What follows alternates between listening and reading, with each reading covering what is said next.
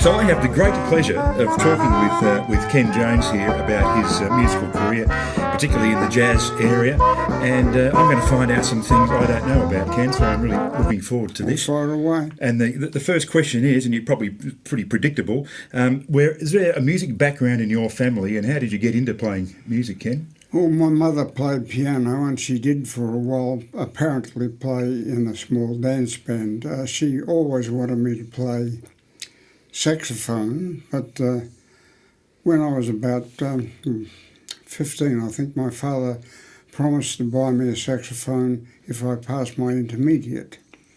I did pass my intermediate, and he welched on the deal, so I got nothing. Then when the leaving certificate came up, I said, I want a saxophone, and he said, right, and he was good. He bought me a French saxophone from Bob Clements up the top of Little Collins Street, and it started from there. My first teacher was a guy called Al Redding, who was, I think his claim to fame was he played with the Bob Gibson Orchestra at one stage. He finished up as a ventriloquist, so I'm not sure whether that's good or bad. But then my dad gave me a bush of baritone for my 21st birthday, and that was the love of my life, and I played, I suppose, mostly baritone from then on, although I have them all, soprano, alto, tenor and baritone. Where do I go from there? What would you like to know? Was there like a school band or a reading sort of big band you trained on, or? Strangely, no. I wasn't, although I went to Wesley College, and at that time they didn't have an orchestra. That wasn't fashionable in those days, but there was a brass band in the cadets, but I just wasn't interested. But I lived next door. I was sandwiched between two jazz musicians, David Ward on one side and John Tucker on the other, and down in Brighton. And I can remember at David Ward's place sitting in, listening with awe to John Sangster playing the drums and Nick Politis playing the clarinet, and it all went on from there. Ah, right. Yep, I can understand that. So that would be your first sort of exposure to jazz, I suppose, or improvised Pretty music. well. It was jazz wall to wall from there on, because with the Bernards, it was everything down in the southern suburbs. Strangely, as you may know, it's never been particularly popular in the northern suburbs for some reason. I don't know why, but. And so when you finally got to play with bands as a saxophonist, what are your earliest recollections of bands that you played in? And well, I started with one that had Lockie Thompson on piano, of all things. He turned to reeds later on, but I don't remember very much about who else was in the band. But it was we at St Andrew's Garden Vale, a church dance, a monthly church dance. I played with Fred Parks, Graham Coyle and Frank McKenna on drums, and we did. That was strictly 50-50. We played jazz, but we had to play old-time dances as well. It was a good education, really. Are they the sort of dances where you do the certain length of songs and a certain tempos, then you have a break for a certain amount of time and then come back? Absolutely, and we didn't have a little ladder with the names of the dances on them, but that was about the only thing we didn't have. I know about that you ended up running your own band or bands over the years. So you must have been pretty keen to have a group that played music the way you liked it to be. Like to be a band leader, I think that takes something a bit more than just being a player. So how did you get around to being a band leader as such? I don't really know what prompted the headaches that went with that, but the real start was Powerhouse in 1958, where I had what was, I think, the first 8-piece, I suppose you'd call it a Dixieland band, with Bob Bernard and Harry Price, Fred Parks, Graham Coyle, and that went for 8 years. So it was at the time it was a Sunday night dance, and that was very, very successful. Although before that, I had taken Abe Monsboro's place in Russell Jones's band at the same place, Powerhouse, on a Saturday night, but that folded, and then we started the Sunday dance. And that was that an every Sunday? Every Sunday, and we used to get 1,000 kids, which was highly against the health regulations. Yeah. Wow. Yeah, that's a great a great thing. How long was that? Did that go for? I know that I learnt to play, for instance, at a particular gig that went for about 5 years, and that really taught me how to play. You know, it's having to rock up every once a week at that particular gig. Sure, this went for 8 years, right. 66. In the last couple of years, maybe 3, there was a big band that alternated with us. It was led by Alan Eaton. So the people that went there had their choice of the jazz and the big reading band. But also we had, being the days in Melbourne Tonight, where they brought a lot of overseas guest artists, we had to back them as a floor show as well. So that was interesting. Yeah. One occasion we had Helen Humes, who was a great singer who had recorded with Basie and various others, and she twigged very quickly that we couldn't read, or some of us couldn't read very well. And so she said she pulled out a few standards and she had this bit of cardboard that looked like out of a cereal packet or something with tunes written on it. And she is a great lady and a great singer. And she came back a few weeks later armed with a couple of packs of stubbies to make sure the guys. So we did all right out of that. Yeah. That's you mentioned Alan Eaton, and Harry Price also mentioned Alan in his discussion with us recently, and that leads me to the recording side of things, because I know that Alan had a studio, and I think Eaton's is still going. What about the recording side of your career in jazz? Not much. I resisted it because most of them wouldn't pay any money, or very little. Yeah. I won't mention any names, but I jacked up on that, and so I was recorded a few times, but not terribly many. And I hated listening to them. I still do hate listening to myself on record anyway. So I hear all the things I should have played and I didn't. Yeah. As far as either Australian musicians or overseas musicians for that matter, do you have any particular ones that made a big impact on you? That really it's inevitable in tenor saxophone, Ben Webster and Coleman Hawkins particularly, and baritone, Jerry Mulligan and Harry Carney would be the two that would stand out. But there are a hell of a lot of really good tenor players that I liked. And today, of course, we have the ease of just looking up these sort of guys on YouTube and all that. How did you get to listen to those players in your day?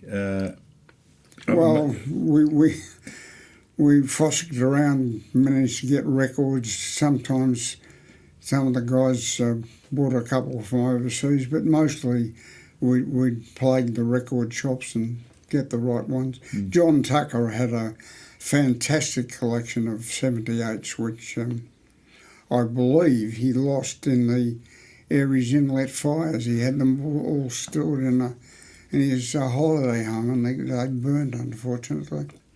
Let's have a look at some historical part of the Australian jazz scene, and that is the Australian Jazz Convention, which I think started in 44 or 45. Something like that. Yeah. Were you an attendee of the jazz conventions, and if so, you got any memorable moments? I'm trying to remember the first one I went to. It was in Paran. It was about 1956, I think, something like that. My first wife was my fiancée at the time, and she wasn't very impressed, but there you go. And any Australian jazz festivals that made an impact on you? Yeah, I've been to a lot of jazz festivals with Clarkefield, you start in Rimbula, Inverloch, Mildura, all over the place. And they've been good. They've also been not so good at times, but generally very enjoyable. Do you have any highlights in your career that you remember well because you're either just in the right place with the right band or, you know? All highlights, you know, I mean, I've played on a couple of cruise ships in the early days, not like they are now, but they were slightly smaller, but or considerably so. But that was an enjoyable experience, and also I took a band to Sacramento. We sort of resurrected the Powerhouse band, more or less. It was unusual in that it didn't have a trumpet player. I played the lead on soprano and alto sax, but three of the same guys, Harry, Fred Parks and myself, and Roger Hudson on piano, Ken Simpson on bass and Rex Swan on drums. And that was a great experience going over there. Yeah, I can imagine. What is something that's surprising about you that your fans and punters probably wouldn't know? That is a tricky one. I think at 89 years of age, they've found out all by now. I don't think there's many things. Just ask my wife; she'll tell you anyway. Yeah. Back onto the Australian jazz scene, and some people think that there is, some people think that there isn't. Do you think that there's an Australian jazz sound as compared to the rest of the world? Oh, definitely. You've only got to listen to the Graham Bell Band, particularly in the early days. I mean, that was an Australian jazz sound. It didn't sound like... It was close to some of the English bands, but it was an Australian Dixieland, if you like, jazz band, and that's what it sounded like. And I've played with most of those guys too. So, and looking to the future, I imagine you keep, even if you're not playing these days, you probably keep an ear on things and know what's going on. Do you think there's a good future in jazz, or where do you think it's going? I think that people who imagine there is a future in jazz are not in the real world. I think it's been successful, and it's passed us by, and you've only got to listen to all the pop music of today, and there's nothing to do with jazz about it. And sadly, that's my personal belief. There would be lots of people who would disagree, but I don't think there's much future for it, actually. As far as my own musical tastes, about 3 years ago I decided to learn a bit about classical music, so I only listen to classic. I've got about 1,000 CDs now, which I discovered in the op shops for about $1 each. And I play only classical music. The only jazz that's played in our house, my wife gets out the jazz CDs occasionally, but I did years ago too. I played in a chamber music group and I was playing bass clarinet. So I have had a bit of experience with that, and brass bands too. I was in the Box Hill Brass Band for a short while, but I hated marching, so I gave it away. What did you play? What instrument did you play in the brass band? Tenor horn. So that was the only one they had that nobody was using, I think. So they gave me a tenor horn. we like to know, was there another interest or another job you had other than playing jazz, or did you become a full-time jazz musician? I was never a full-time jazz musician. Honestly, I don't know how I managed with as little sleep as I had, because I had two jobs. And one, from 21 years of age, I was owning and operating menswear stores, my own menswear stores. So I had virtually two jobs going at the one time. Mm. And that was pretty much the main job outside of jazz for your working life? It was the main job. The music side of it was essentially a lucrative hobby. Given you were working in the rag trade, did you ever outfit the band so that your band would be outstanding in their uniform compared to others? I didn't outfit them so they would be outstanding, but yes, I did provide jazz uniforms at cost price, so they did all right, but they always looked good. Although I remember Tony Lamond, who was doing a floor show with us once at Powerhouse, and I was prone to wearing things like red trousers, and she made reference to something about looking like a giant blood vessel, but that was the only thing that I remember much about that. We could ask Kenn about some of his work and where it came from. Now, we know that the late booking agent guy, you remember him, down St Kilda. Did it start with a D? Bill Armstrong. No, not Bill. Who was Dennis Farrington? Oh, yeah. Did you ever do any Dennis. gigs for guys like Dennis? Yeah, I did actually. I did a few. Strangely, the first shop that I ever had was in Ackland Street, St Kilda, and Dennis had a barber shop on the other side, a bit further up, so it all started there. And Al Redding played at the, what was it called, in Ackland Street. It's gone. But so everything was around there. Right, yeah, that was the hub. Was it Jazz Centre 44? Jazz Centre 44 was opposite Luna Park, upstairs. Heinz, can't remember his name, German guy. That was the first time that they had, that the modern, I can't use any other expression, mod jazz guys had a fair bit to do with it. We were considered a bit passé, really. So, as far as what styles of jazz that you played, I imagine that would you call yourself really a mainstream jazz player? Yeah. You probably did a fair bit of traditional jazz in your time, but Well, I to be quite honest, although I started with the traditional guys, New Orleans jazz, that's not my bag. I'll listen to it, but I much prefer, as you call it, mainstream. Although that covers a multitude of sins as well. Mm-hmm. Modern guys I don't like. Gato Barbieri from Argentina does some incredibly stupid things on saxophone. It's interesting to note that I've never particularly liked John Coltrane. A neighbour of mine said, "Oh, listen to this," and he played me a record of Coltrane playing, what's it called? Da da da da da da da da da.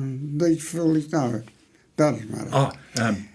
You know what I mean? My favourite things. Yes, Yeah. My favourite things. That's right.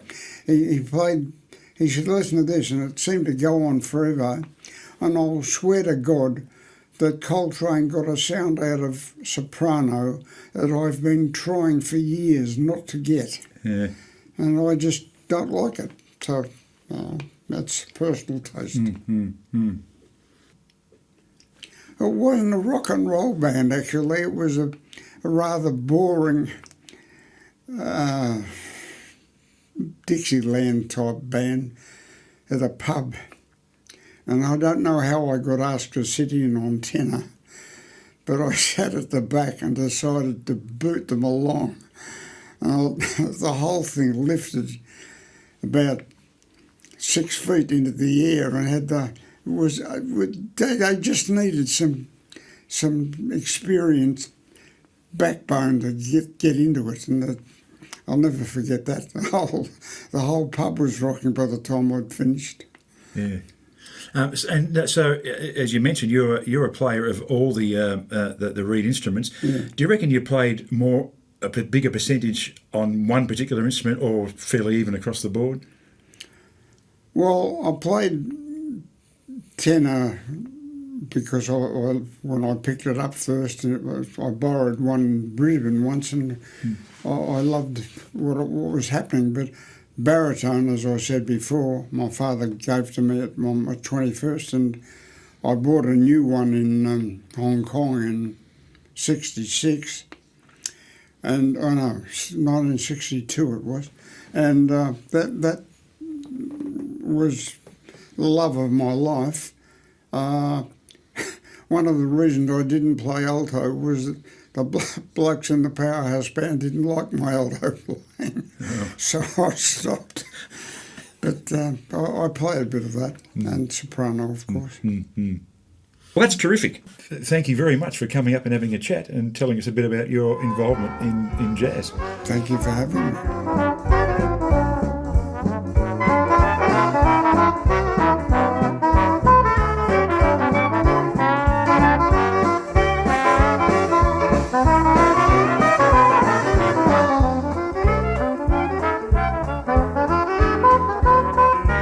That's a wrap, you say?